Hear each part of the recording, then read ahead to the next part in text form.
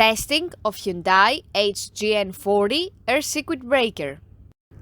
The basic settings will be set by the customer. For testing, we add a 220-volt AC power supply. At first, we trip the breaker manually.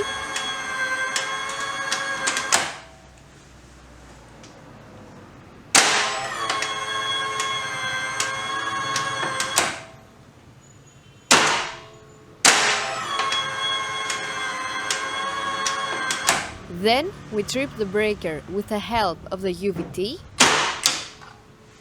Next, we perform a short time delay test and the breaker trips almost instantly.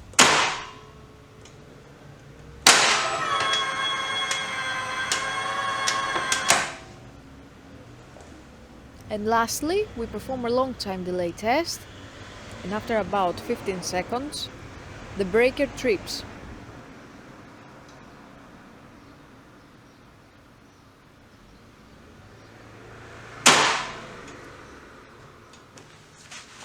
It is now clear that the air circuit breaker is working successfully and is ready to be delivered to the customer.